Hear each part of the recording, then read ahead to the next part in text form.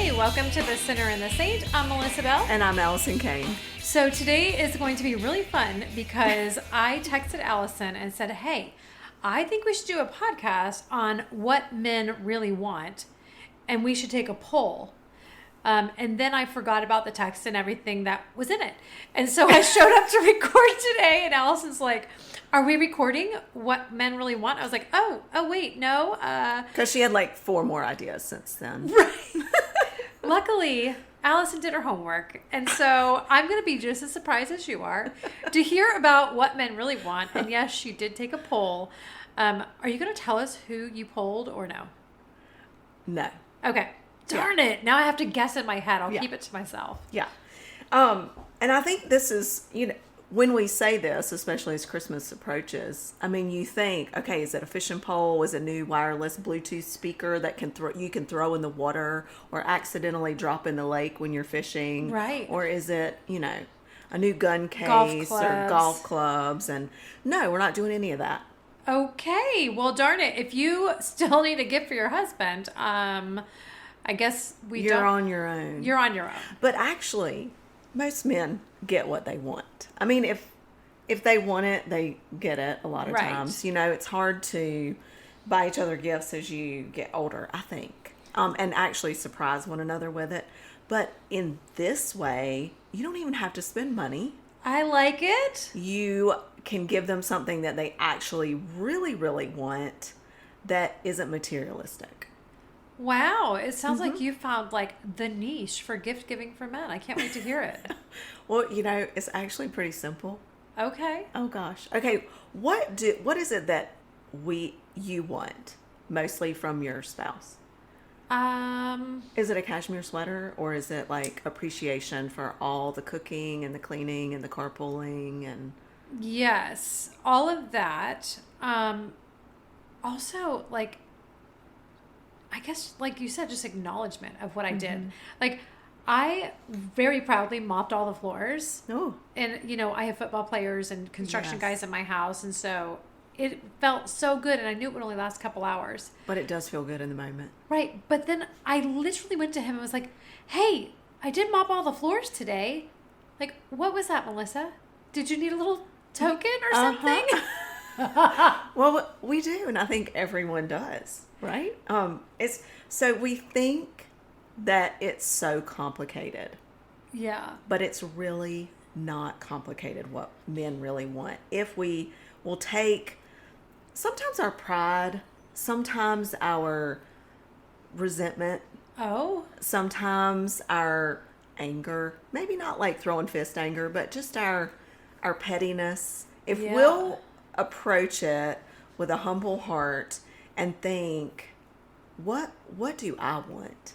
And not wait for that to happen before we give our gift to our husbands. Okay. All right, so when you give a gift, if you do it with the right heart, Yes. you give a gift not thinking or with the expectation that you have to receive something back. Correct. Correct? We don't do that a lot in marriage. Okay, Gosh, so true. For example, the other day my husband called. Our son was home for Thanksgiving, and so we're spending all this great time together, and he's like, hey, are you busy?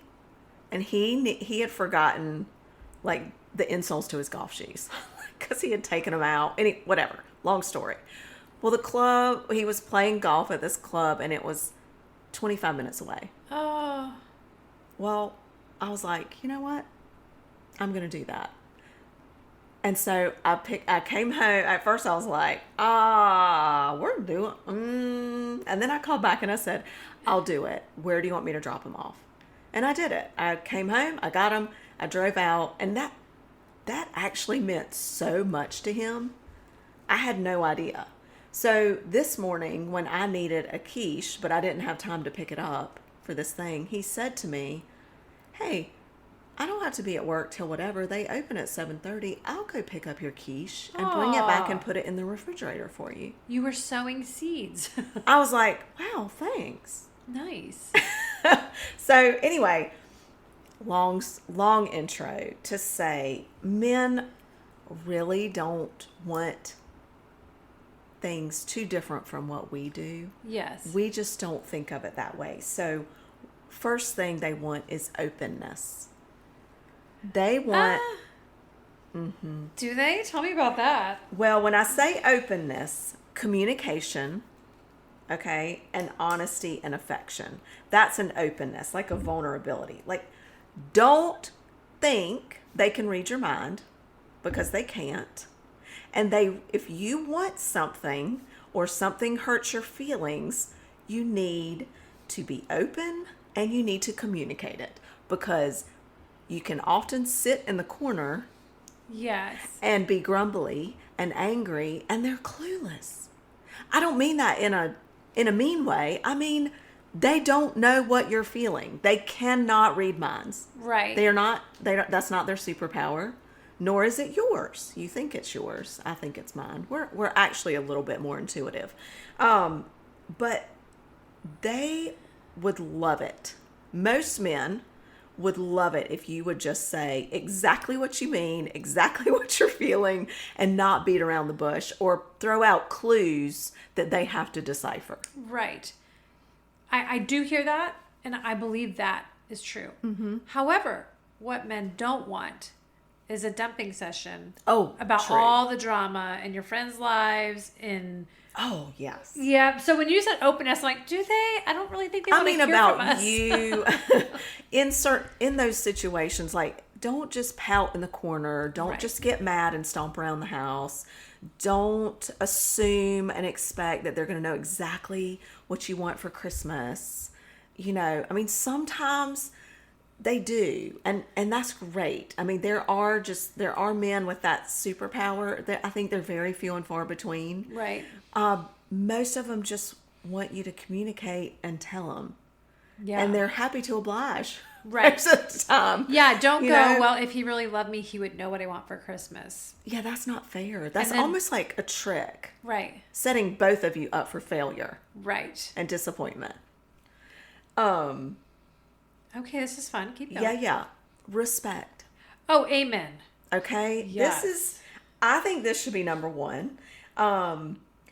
Respect for who they are as a person, where they are in their relationship with God, even if it's not exactly where you would like it to be or think it should be or expect it to be, for what they provide for Yes. you, for the family, and, to be not put down. And that is a huge form of respect. And I think I've mentioned this before, but Matt and I have been in situations where we're with other couples where wives actually put their husbands down in front of other people. Yeah. Not even home is bad enough, but when you're throwing your husband under the bus with like people you don't even know, like that you're meeting for the first time, that hurts. That cuts, and that's not respect. Yeah, and I think that becomes a tit for tat a lot of times. And, I think we're really good at keeping score. Oh, yeah. I remember, like, in the beginning, my husband and I would have to go, hey, when you do that, that really does bother me. Mm-hmm. So I need you to not do that anymore. Yeah. But I waited until we were alone, and I had that conversation with him. Mm-hmm. But since then, he's always respected that. In fact, he'll start... Because, some people's rules of engagement are, I'm going to lead and I'm going to be funny, and it might be at the expense of somebody else. Right. And so I let him know. No, because I'm not going to do that to you. Because I'm real funny. And if you're okay with it, that's when, if they are like, I doubt they're okay with it. Right. It's not showing respect. And then, I don't know. This really cuts deep into the heart of a man. I mean, the way God made them, each of us in his image, but females with the feminine qualities and males with the hunter and the protector qualities, the male qualities as what we call them. They just want to be treated kindly and with respect for what they do, because many of them work very hard. They sacrifice things. There's probably things that they would like to do in the middle of the day that they can't because they work. Like, for instance, if you stay at home, and I'm not saying we stay-at-home moms that do anything. We weren't sitting around eating bonbons. I'm not saying that. But you you might even say or be saying in your mind, well, I'll show him respect when he shows me respect. Uh-huh. And that's where we fall into the trap, because a lot of times it's the opposite. If we will give this gift Yep. of these things first and put ourselves aside and just show these things, then it is so interesting how it starts to change their hearts without them even realizing it, and they begin to show you respect as well. So somebody once said, the brave one goes first. Be brave, girls. Right. Go. Ladies. Go Sorry. do it. And also I also read somewhere else, treat them as the person you want them to be. So they'll rise to the occasion. Yes, I love that. And I was like, wow, yes. Because if you think so poorly, hopefully you don't. But if you have such negativity and you keep speaking to that negativity, what's the point? They do. You give up. I mean, I've worked with, just in relation, I've had a boss years ago, and nothing you did was right. There was always something wrong with it, or she always had a complaint. And what was so discouraging was that she was a woman, and I was so excited to have my first woman boss, and she was the worst. I told you already, we roll up on her. I was so disappointed. Yeah. And let down. I was like, well, I never want to work for a lady again. There was no making her happy. There was no respect for anyone else. Now, as I look back, I know it's because her life she was so unhappy. And that spilled out onto other people. But let's not do that with our spouses. A third thing, which I think is so interesting, and it doesn't really have everything to do with us, but they need purpose. Yes. They need a purpose at work and at home. I used to be this, I got it, I'll do it, I got it, I don't need your help, blah, blah, blah, blah. And it is so interesting how they want to be needed. They need a purpose. Include them on things with the kids. So often, like, I would just like get in the thing and it's like, this is my portion of what I'm like in charge of with the house, and he's in charge of that. But have the conversations about the kids together. Include them on that. Let them help you. Ask for help. Sometimes even if you don't need it. Right. It's just nice. I still remember after my dad died almost 3 years ago now. Mm-hmm. I was sitting in the kitchen floor bawling. And Matt came in and he just sat down beside me and he was like, I've never seen you like this before. Mm-hmm. I've never seen, and I was just like spilling all the things, all the feels. And he's like, I don't mean this in the wrong way, but I love this. Oh, wow. He said, I know. I mean, not that I was sad, but that I was being so pure, real, letting my guard down and letting him just love me. Right. And lean on him. Where he's like, so often I just kind of felt like, well, she doesn't need me. Like, I could disappear tomorrow and she could do everything on her own. Right. And they just need a purpose and need to know that they're wanted and useful. And, again, I'm not putting men down. Like, they just need to feel useful. That is not the sentiment of this. This is, we all need to feel useful. Mm-hmm. Yes. Especially as women. Like I said, we want respect. We want people to be open with us. It's not rocket science. They really aren't that far off in what we want. Right. Well, and what's interesting is my dad was here for a long time, as you know, and my brother moved nearby back in 2021. And so my husband has always been my go-to. Well, then my brother lived with us. And so my brother wants to have purpose, wants to be useful. So he would swoop in and do something for me that my husband would normally do. And he was like, I can do that for you. And I was like, oh, I know, Bill just did it. You know what I mean? And he was being helpful, but it took Chris's sail. It took the sail out of his right. So I've just wind out of his sails, not his sail out of his sails. But I don't know. yes. You never know. Yeah. So I have experienced this, and I do have to watch myself because, you know, being a daddy's girl, I used to call my dad. Like I would ask Chris. This was years ago. I'd ask Chris, and then I would turn right around and ask my dad the same thing. So disrespectful. Right. So disrespectful. I get that because my dad and I were so close. Yeah. And we would, you know, Matt and I would both call him. He was a very good businessman. And we would both call him, but if it had to do with me, I'm sure yes. Yeah. So I can tell you what not to do. Yeah. Yeah. And that's the thing. We're all learning and we're always growing, but hopefully we're growing forward. Not backward. Right. Not like a hangnail. Yeah. We're growing in the right direction. So that we're not causing pain. The fourth thing, and those were the four main themes. Again, something that we also treasure and would like, trust.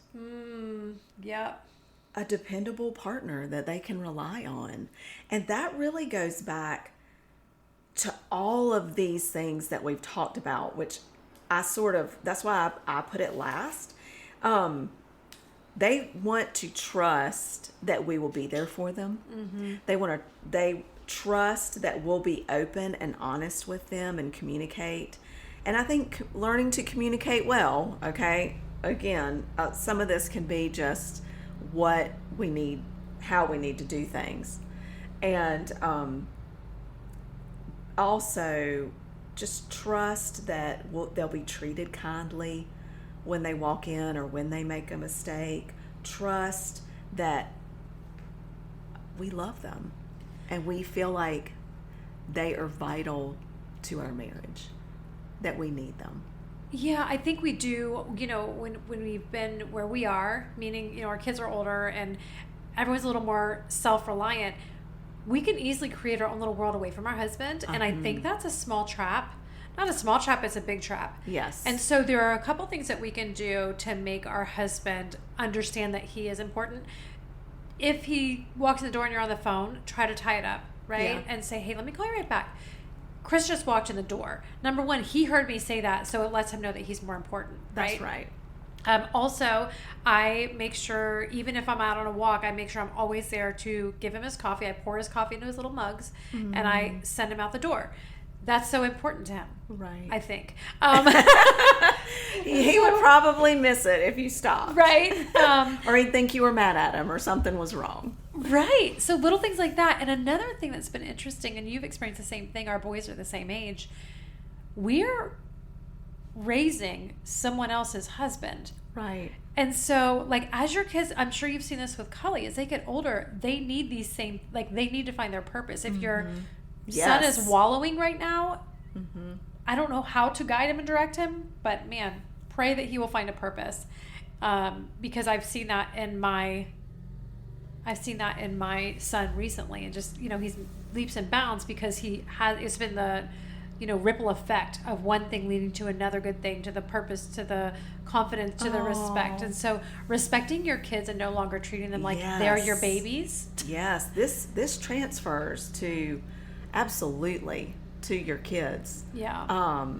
And again, to your girls, to your boys, everybody. And again, these are general, these top four things, but ask your man. This is a great conversation to have with your spouse. You know, survey your male friends, your brother, start a conversation. Let this be the beginning of something where it's like, hey, we have everything on our list, or I want to give you something really special. Let's talk about these four things. Where do we stand? How do you feel like we stand in our relationship with these four aspects? And, you know, it takes courage to say, how do you think I'm doing? But set some ground rules first and say, look, I want this to be encouraging and uplifting, and for us to approach this lovingly and not turn it into a fight. So if we could each just, maybe with each topic, each offer one praise, or thing that we do well in Yes. communication, and one thing that you would like as a gift. So don't make it one thing you're doing wrong or you need to do better, but say one thing that I would like as a gift in this area love that. is Yeah. this. And allow him to do the same thing. And then start that at the beginning. Have this conversation. Make it your marriage relationship New Year's resolution to continue working on those things, and make a commitment to check back in monthly with each other on a date night Yeah. on how you think you're doing. Love it. So anyway, That was fun. it's the gift that keeps on giving. Yeah. And not only is this gift great for your marriage, it is great for your kids, because the best thing that we can give our kids is a strong, healthy marriage, where a home where they can walk into and they feel safe and secure, and they're in a loving environment. Yes. So I love it. anyway, special gifts for your husband this Christmas season that don't cost a dime, just like a it. little humility. Thanks for joining us this week on The Center and the Saint.